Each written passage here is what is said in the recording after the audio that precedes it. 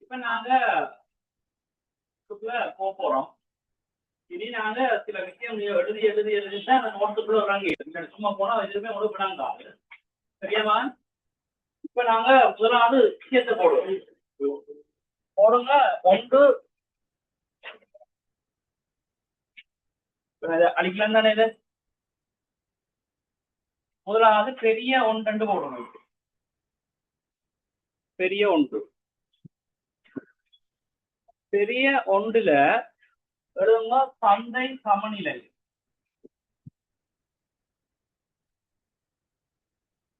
சந்தை சமநிலை.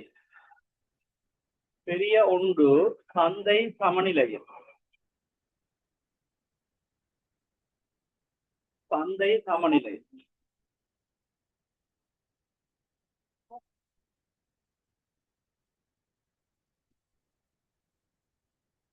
அந்த சந்தை சமநிலையில ஒன்று போடுங்கோ நுகர்வோன் மிகை. நுகர்வோன் மிகை. ஒன்று சந்தை சமநிலை. பெரிய ஒன்று. அதோட உபவிரிவு நுகர்வோன் மிகை.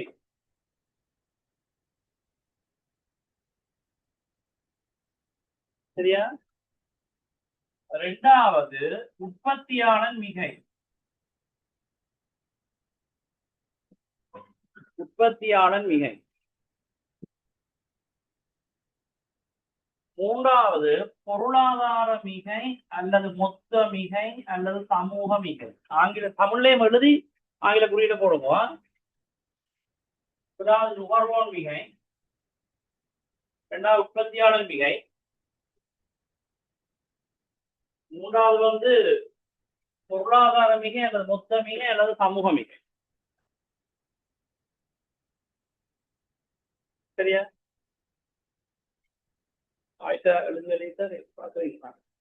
பெரிய இரண்டாவது. பெரிய இரண்டாவது. உயர்ந்த பட்ச கட்டுப்பாட்டு விலையின் பின்பு. உயர்ந்தபட்ச கட்டுப்பாட்டு விலையின் பின்பு.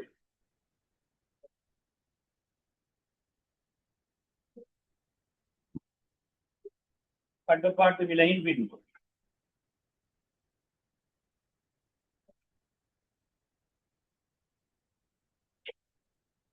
ஒன்று நுகர்வோன் மிகை.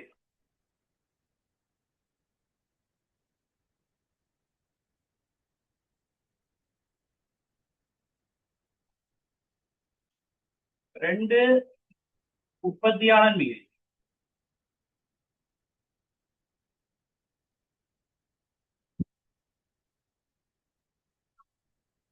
மூன்று பொருளாதார மிகை. பொருளாதார மிகை.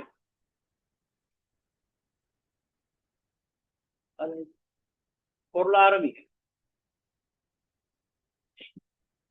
நான்கு மீள முடியாத இழப்பு. Deadweight loss. மீள முடியாத இழப்பு. Deadweight loss.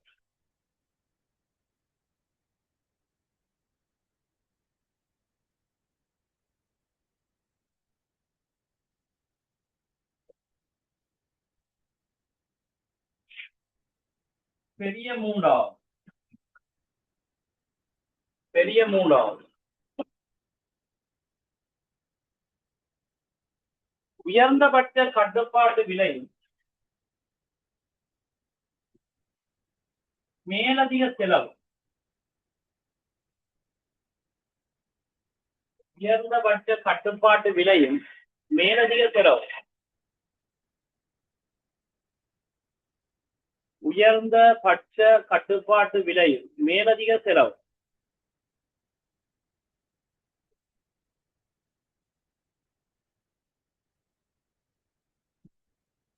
ஒன்று நுகர்வோன் மிகை.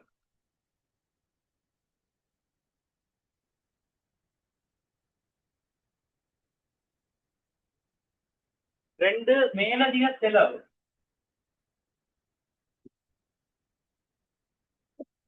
மேலதிக செலவு.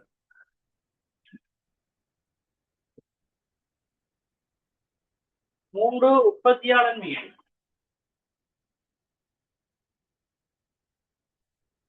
3 உற்பத்தியாளர் மிகை, 4 பொருளாதார மிகை,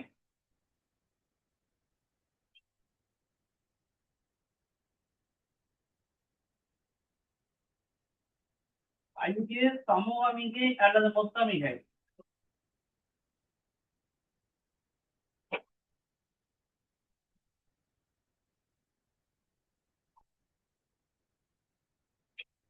6 சமூக நலன் இழப்பு, சோஷியல் வெல்ஃபேர் லாஸ், சமூக நலன் இழப்பு,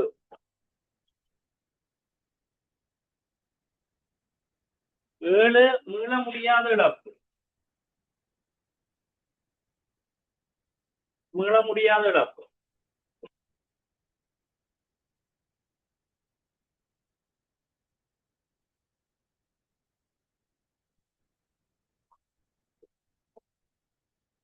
பெரிய நாளாகும்,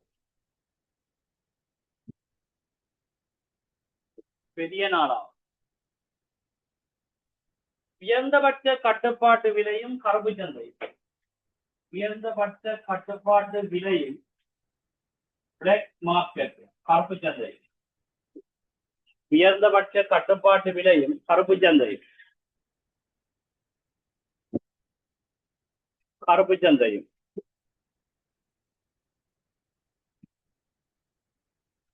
ஒன்று நுகர்வோர் மிகை,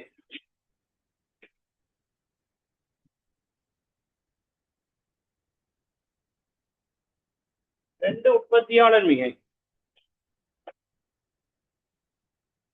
3 பொருளாதார மிகை,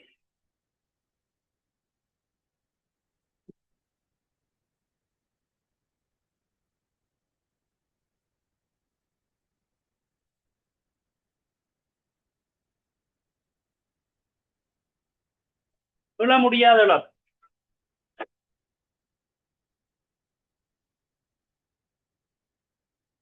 மீள முடியாத 4 சமூக மிகை, 4 5 சமூக மிகை, 6 சமூக நலன் இழப்பு,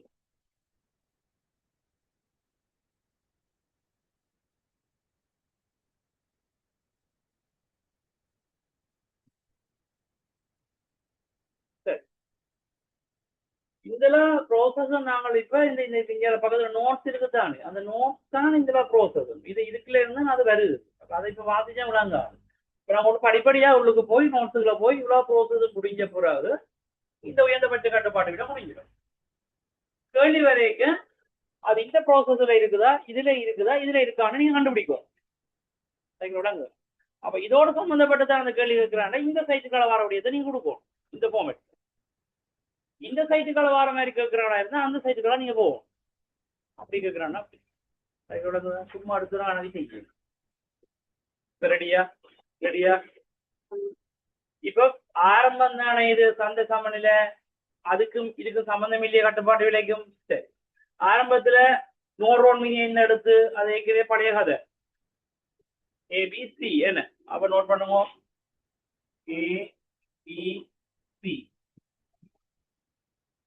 ஆரம்பத்துல நோட் மிக ஏ உண்மையா சக பி சக சி என்று வரும். நான் அந்த புக்கம் போயில உண்மையா அப்படிதான் எழுதுவோம். உற்பத்தியாளர் மிக என்ன?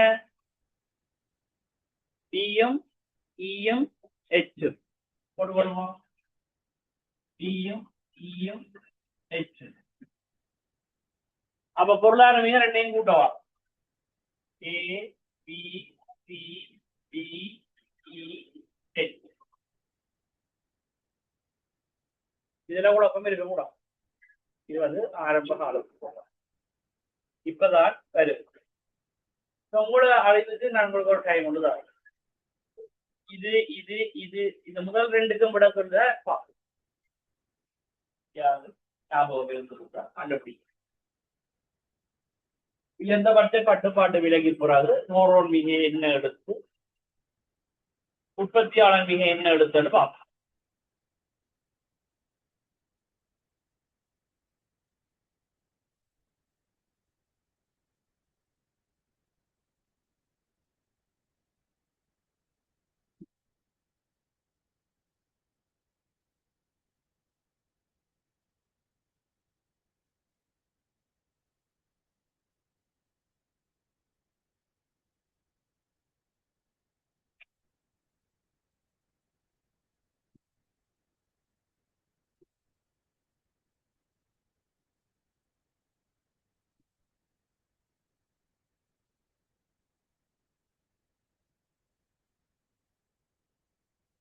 என்ன தோறோம் நீங்க என்ன இடத்துக்கு வேற ஒன்று யோசிக்கிறீங்க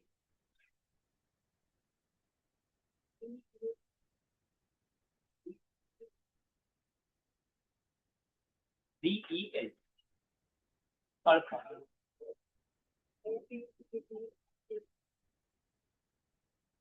நசீபா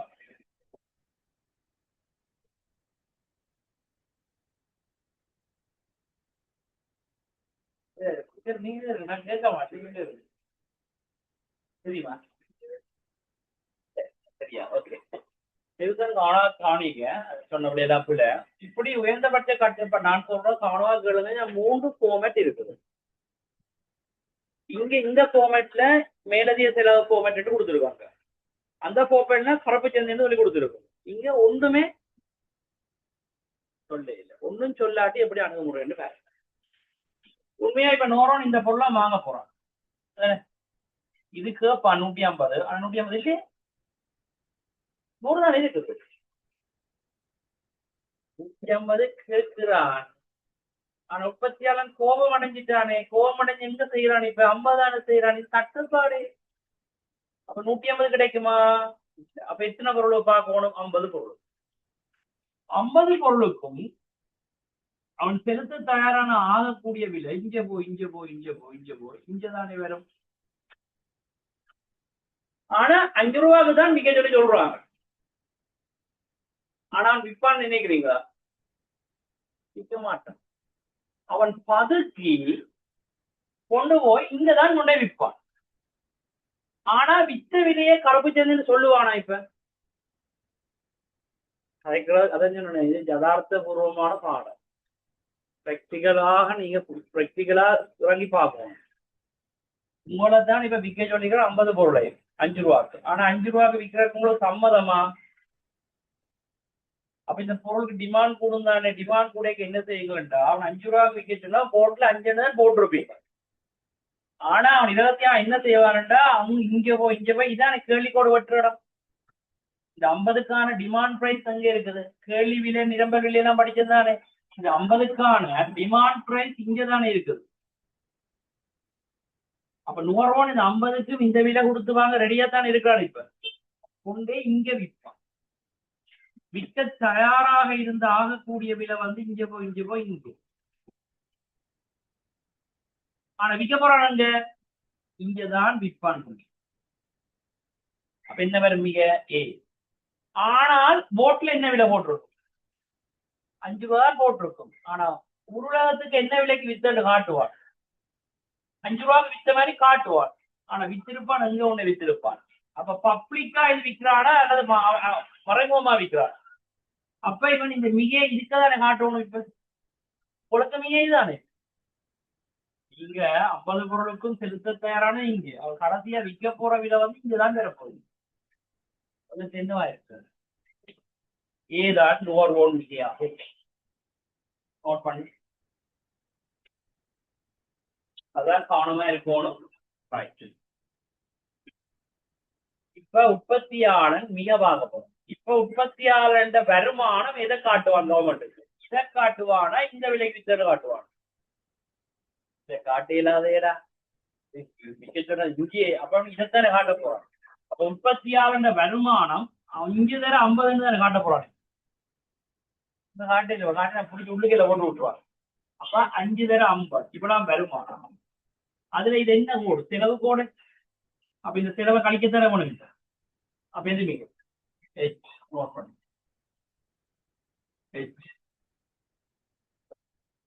அப்ப AH பொருளாதார AH புரிஞ்சுதா மயக்கம் இருந்தா கதைச்சு கொள்ளணும் வாய் திறந்து கதைச்சாதான் நிச்சயம் விடாது அவங்களுக்கு 50 பொருள் விற்க சொன்னது இங்க ஆனா பொருளுக்கு தட்டுப்பாடு விற்க மாட்டான் ஆனா பப்ளிக் அதை காட்டவும் மாட்டான் நோர்வோன் செலுத்த தயாரானது இங்க ஆகக்கூடியது செலுத்திய விலை இங்க மிக இதான் ஆனால் அவன் இங்க வித்ததா வரவுல பதிய மாட்டான் வரவுல பதிவான் இங்க வித்ததா தான் பதிவான் அப்ப 5 ரூபா அப்படி இவ்வளவு தான் வித்திருப்பான். 250 ரூபா வருமா, அதுல இவ்வளவு என்ன புரிஞ்சா? மீள முடியாத இழப்பு வடிவா கவனிக்க. இந்த டி கோட்டுக்கு மறுபேர் எம்பி கோடு, எஸ் கோட்டுக்கு மறுபேர் எம்சி கோடு. உங்களுக்கு தெரியும் இந்த இடத்துல எம்பி சமன் எம்சிய பேலன்ஸ் ஆகுதான். எம்பி சமன் எம்சியா இருந்தா அதை என்ன சேர்த்துறன்னு படிக்கிறாங்க, பல ஒதுக்கீட்டு சேர்த்துறேன். இப்ப இந்த தொகை இந்தியாவில மூவ் பண்ணிட்டு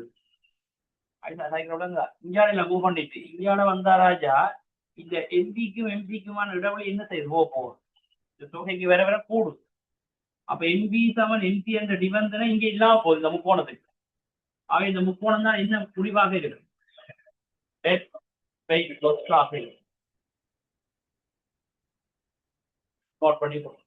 எம்பி எம்பிக்கான வேறுபாடுதான் மீள முடியாத இழப்புகளை வந்து அம்பிடும்.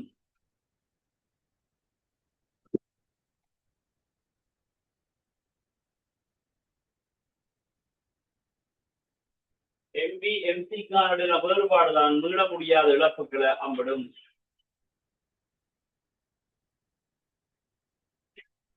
இந்த இடத்துல எம்பி எம்சிக்கு ஈக்குவல், அப்ப வட ஒதுக்கிட்டு சேர்த்து அந்த 100க்கு பிறகு 99 வரைக்கும் அந்த சேர்த்து இல்லையே, சேர்த்து இன்னும் கூடிக்கொண்டு போகும். இவ்வளவு கேட்டகரி முடிஞ்சா பிள்ளைங்களா, இதுல குழப்பம் இருக்கா? இப்ப நாங்கள வாசிக்கிறதுக்கு போறோம். நாங்க அழைக்கிற புரியுதா?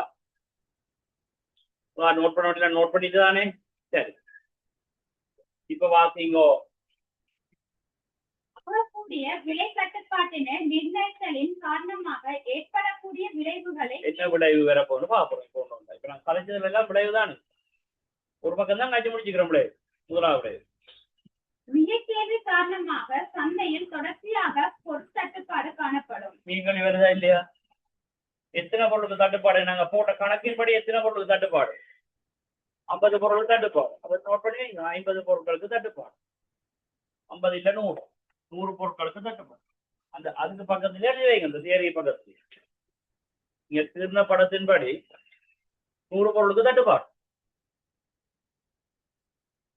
தீர்ந்த படத்தின்படி 100 பொருளுக்கு தட்டுப்பாடு.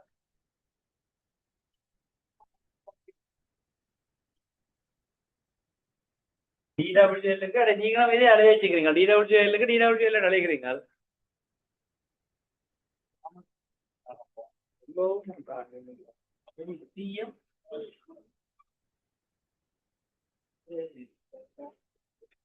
அடுத்த வார்த்தை சட்ட ரீதியற்ற கருப்பு சந்தை விலையில் பொருட்களை விற்பனை செய்ய முயற்சிக்கிறோம். எங்கோட விற்க முயற்சிக்க போறோம். என்ன விலை உங்களோட எதிர்பார்ப்பு? 15 ரூபாய். அப்ப இது பிளாக் மார்க்கெட் பிரைஸாக இருக்கு. பிஎம் மட்டும் ஃபாலோ பண்ணாங்க, படத்துல நோட் பண்ணுவோம். பிஎம் என்ற black market, BMP black market price. பிஎம்பிக்கு போ பிளாக் மார்க்கெட் பிரைஸ்.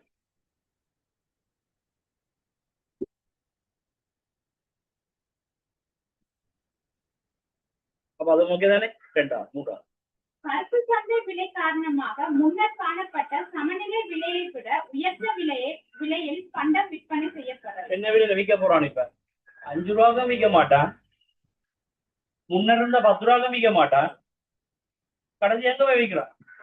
25 ரூபா சும்மா இருந்த சந்தை ஊதிக்கு எடுத்துன்னு வருவாங்க. 10 ரூபாய்க்கு விற்க கொண்டு 5 ரூபாய்க்கு விற்க போய் கடைசி அங்க போய் முடியும். நோட்டுருவோம், பயணிக்குவோம்.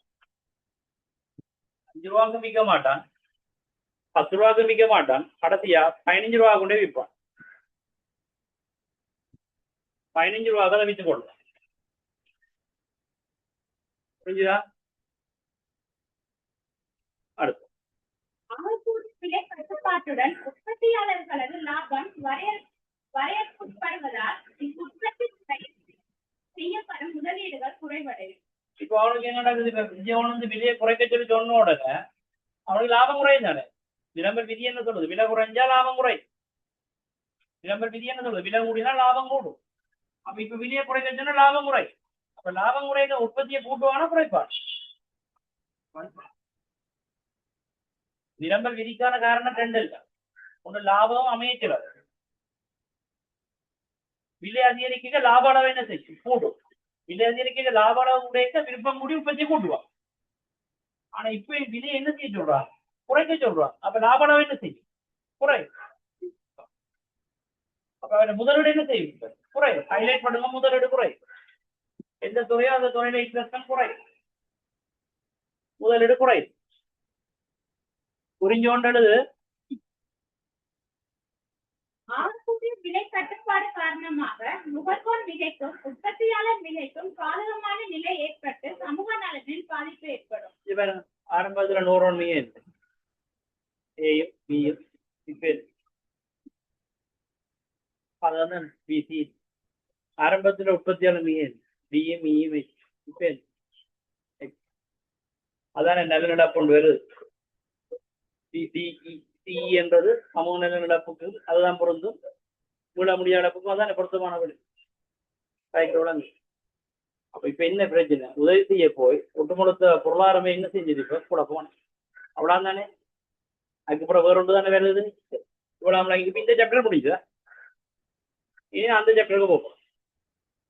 அதான் அடுத்த ஹெடிங்குகள் இருக்கணும். சைக்கிள் விளங்குது. ஆமா, அது நோட்ஸ். இப்ப நீங்க பார்த்தது நோட்ஸுக்குரிய விளக்கம் படத்துலான் இருக்குது. நீங்க பாடமாக்கலாம். பாடமாக்குறேன்னா என்ன பாடமாக்குறது? இதெல்லாம் என்ன அது உருவாகும். அப்ப அந்த பந்திக்குரிய நோட்ஸ் போக இது இந்த படம். இது நோட்ஸா கேட்டா அதை எழுதுவீங்க, கணக்கா கேட்டா இது கலப்போம். நோட்ஸா கேட்டாலும் இது விளங்கினா தான் அந்த நோட்ஸ் விளங்கு. ஆனா 1 மணில வச்சு கொடுங்க. நான் இங்க 15 ரூபான்னு போட்டுனா இந்த படத்துக்கு உங்களுக்கு வர கணக்குல 18 ரூபாய் இருக்கு. அப்புறம் முதல்ல 15 போட்டிருக்கு. எக்ஸ்டேன் உள்ள பிரேக்ல 15 ரூபான்னு இப்ப வார இல்லை ப்ரோ.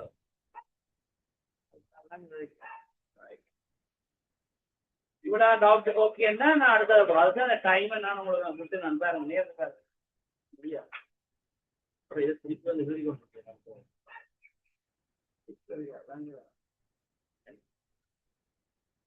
அடுத்த போமா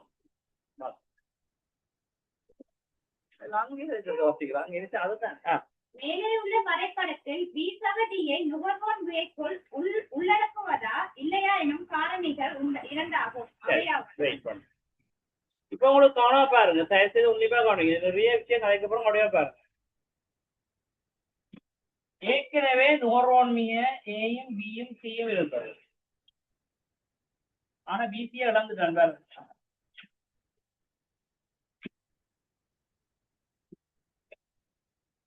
நுகர்வோன்மைய இழப்பு பியும் சியும். ஓகேயா? உற்பத்தியாளர் மிக இழப்பு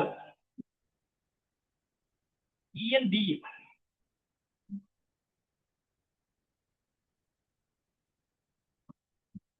சரியா?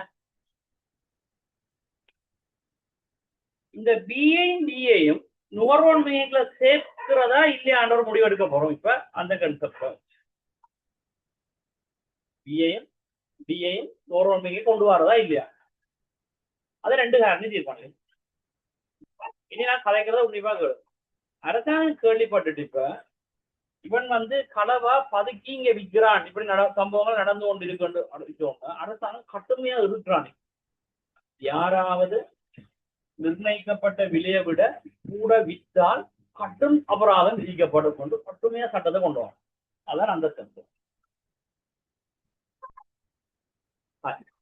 விஷயம் விளங்குதா?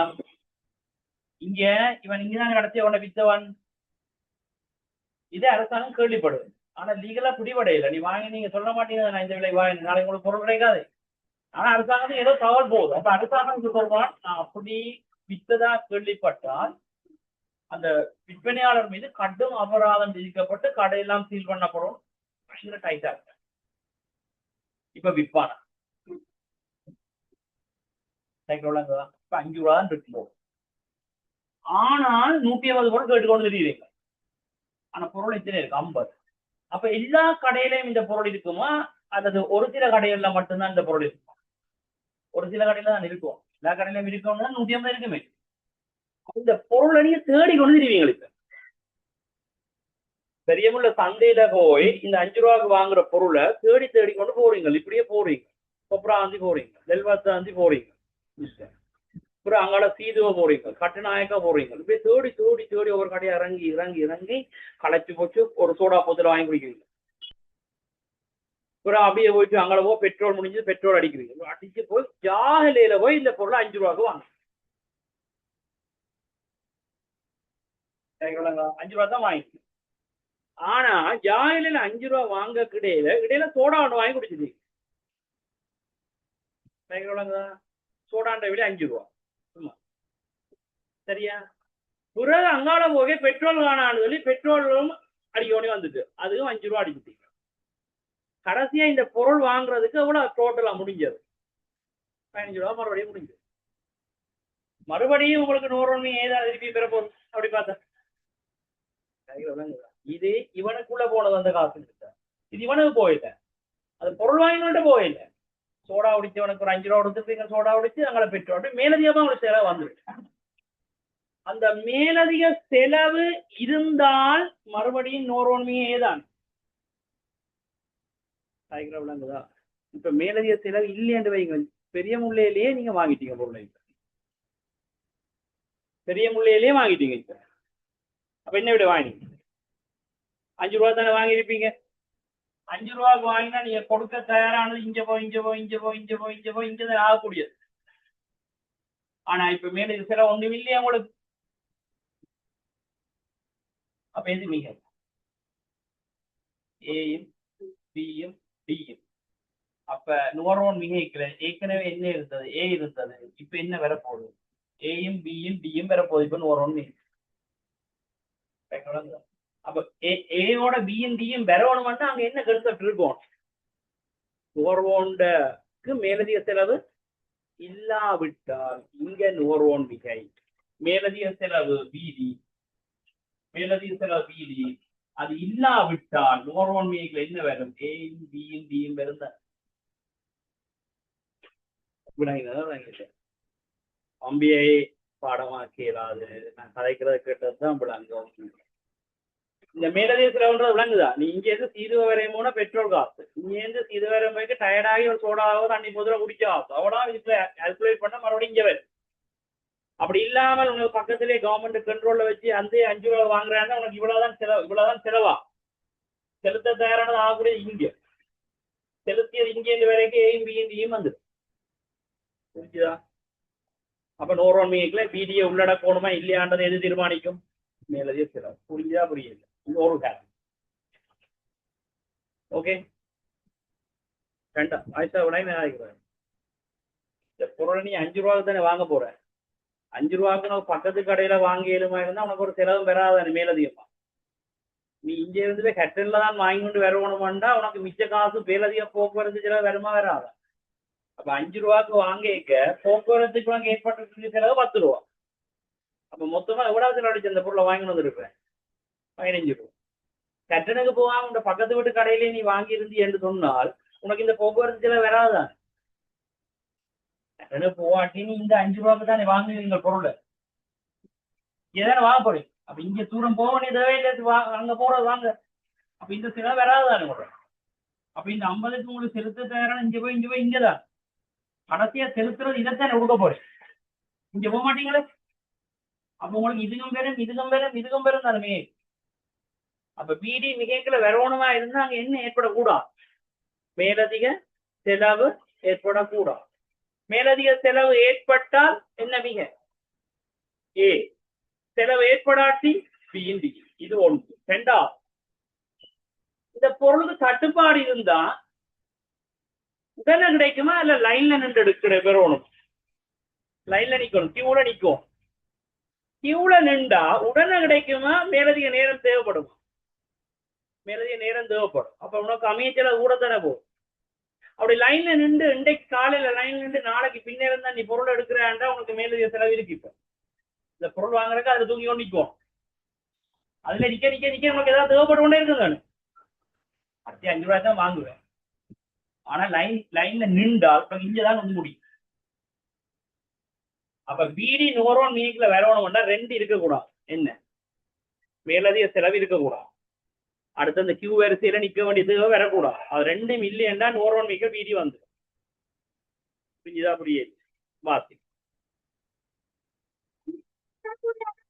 பெற்றுக்கொள்வதற்கு செலவிடப்படும் காலமும் பணத்தொகை. காலமும் பணத்தொகை.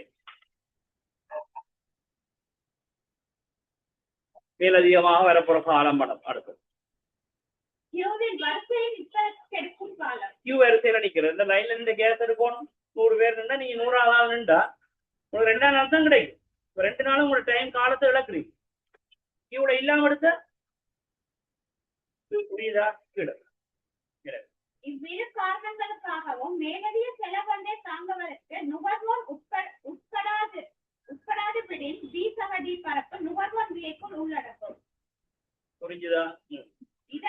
இதன்படி மேலே கணிக்கப்பட்ட தகவல்களுடன் ஆகக்கூடிய நுகர்வோரை பாதித்துள்ள விதத்தை விலை கட்டுப்பாடு இரு வகையில் விளக்க முடியும். கொஞ்சம் வெயிட் பண்ணு. அப்ப இப்ப மேலதிக செலவு இல்லையண்டா மிக என்ன பி ஏ பி டி. அப்ப இங்க மேலதிக செலவுல போட்டிருப்பீங்க மேலதிக செலவு இல்லை என்று போடும். கீழே நான் நோட்ல தாருன்னா கொஞ்சம் இப்ப நோர்வன்மைய ஏபிடி வரணும்டா மேலதிக செலவு எவ்வளவா இருக்கணும் இருக்கக்கூடாது. அப்ப இது இருக்கக்கூடாது. அப்ப மேலதிக செலவு என்ன இருக்கணும் 0 இருக்கும். புரியுதா? புரியுது. நோட் பண்ணு. நோர்வன்மைய ஏபிடி மேலதிக செலவு 0.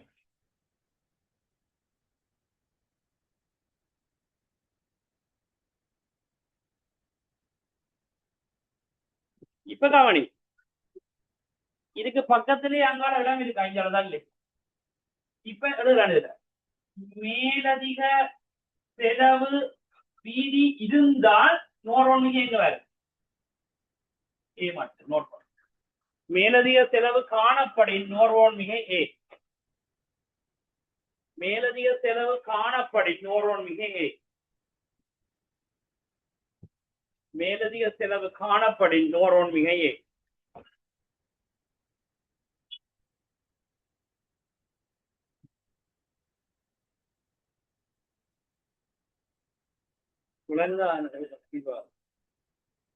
இது விளங்குதாடா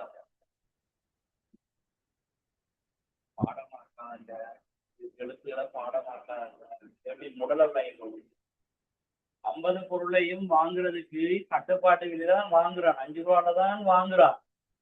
ஆனா அலைஞ்சு திரியிற செலவு 2 காரணங்களா ஏற்படும். கியூஆர்எஸ் மேலதிகமா அலைகிற செலவு அப்படி ஒன்று ஏற்பட்டதா இருந்தா நோரனுக்கு என்ன வராது பிடி பிஏக்குள்ள வராது. மேலதிக செலவு இல்லாவிட்டால் 0 இருந்தால் மேலதிக செலவு இல்லாவிட்டால் அந்த 5 ரூபா தான் வாங்குறான். அப்ப நோரன்மிகை என்னவா இருக்கும் ஏபிடியா இருக்கும். மேலதிக செலவு இருந்தால் என்ன மிகையா இருக்கும் ஏயாக இருக்கும். புரியுதா? புரியுது. கீழே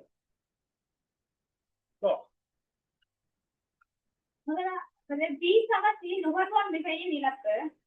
இரண்டாவது பி சக டி நுகர்வோர் மிகையில் ஏற்படக்கூடிய அதிகரிப்பு. என்ன பேர் மேலதிக செலவு இருந்தால் நுகர்வோர் மிகை ஏதானு அப்ப பிஎன்சிஎம் இழப்போம்.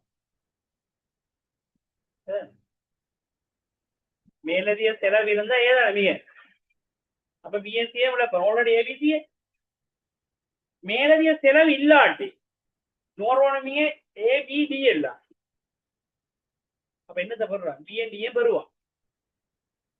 மேலதிக செலவு இருந்தா எது மிக மேலதிக செலவு இருந்தால் எது மிக ஏதானே அப்ப எது இல்லாம போகுது பிஎன்சியும் இழப்பு. மேலதிக செலவு இல்லாட்டி நோரன்மிகை எது ஏயும் பியும் டியும். அப்ப பிசியை இழந்தவன் இப்ப பிடியை பெறுகிறான்.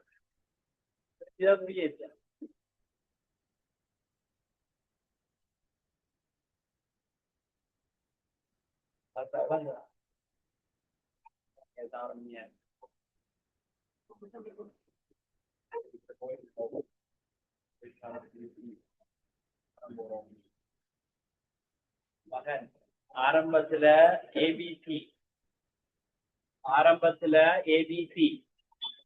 இப்ப மேலதிக செலவு ஒன்று இருந்தா இது வராதவனுக்கு அப்ப அவனுக்கு மிக என்ன ஏ ஏ அப்ப எதை இழக்கிறான் பிசிய இழக்கிறான்.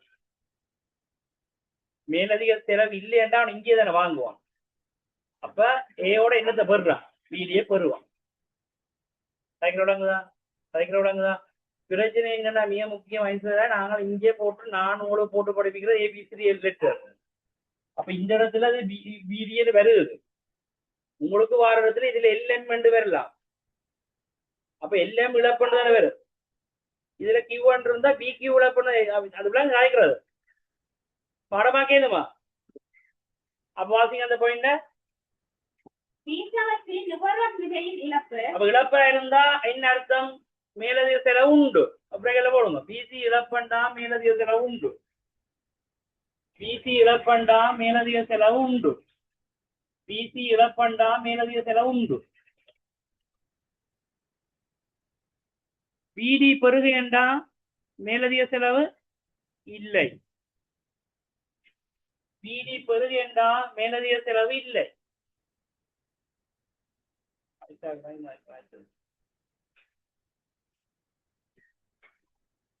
சில போலாமே சில போலாம் சரியா போலாம்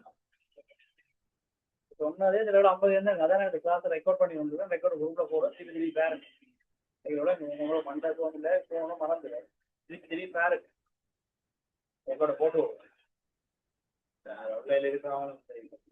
காரணங்கள் சவுண்டே இருந்தாங்க வெள்ளம் வெள்ளம் சரி சாய்க்கிற விளைங்களா நான் சொன்னது ஆல்ரெடி என்ன நீங்க ஏபிசி இப்ப இங்க வந்தா அவனுக்கு என்ன வருது ஏ வந்தா பிசியை இழக்கிறான் ஏன் இழக்கிறான் இவ்வளவு எக்ஸ்ட்ரா கோர்ஸ் வந்தா இழப்பான் ஆனா மேலதிக செலவில்லா பக்கத்து கடையிலே வாங்கிட்டு போறானா இருந்தால் அவனுக்கு பிடி மிக வரும் செலவு இருந்தா பிசி இழப்பு ஏவோட போடணுமா ஏவோட போடுவோம் செலவில்லாட்டி ஏவோட போட பிடி அதிகரி செலவு இருந்தா பிசி புரிஞ்சா புரிஞ்சா அப்ப உற்பத்தியாளருக்கு கடைசியா அவனுக்கு இதுதான் அவனுக்கு ஒன்றும் நடக்க இல்லை இப்ப உற்பத்தியாளர் மிக என்ன வேறு அது எச்சான வேற போகும் அவருக்கு ஒண்ணுமே இல்லை இவனு தானே பிரச்சனை இப்ப அப்ப உற்பத்தியாளர் மிக எச்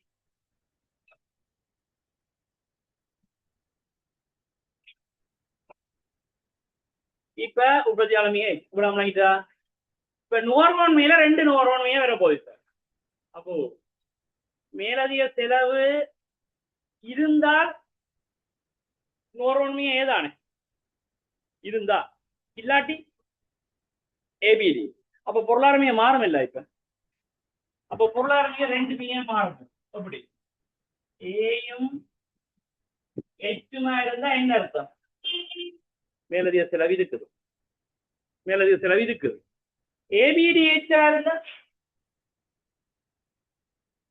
மேலதிக அப்ப நீங்க இப்படி பிரிச்சுட்டு என்ன போடுவீங்க இங்க மேலதிக செலவு உண்டு மேலதிக செலவு இல்லை அழகா அழுதுங்க மேலதிக செலவு உண்டு ஏ எச்சா இருந்தா மேலதிக செலவு உண்டு ஏ எச்சா இருந்தா மேலதிக செலவு உண்டு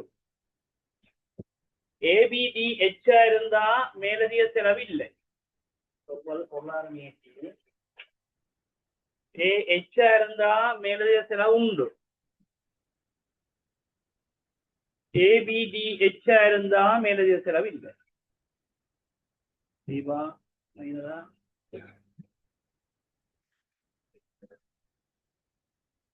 என்னதா மொத்த மிக எப்பயுமே இவ்வளவு தான் பேர் இது யார்கிட்டயும் வந்து இதுக்குத்தானே இவ்வளவு இங்கே துளைஞ்சு போயில்லே ஒரு நோட்டை இது இருந்தா மிச்சம் வந்து வச்சுக்கிறான் மேலதிக செலவு இங்கே ஒரு வந்து இருக்குத்தானே அப்ப மொத்த மிக எப்பயுமே என்ன இருக்கும் ஏ பி டி ஹெச் அதுதான் மொத்த மிக சமூக மிக எல்லாமே ஏ பி டி ஹெச்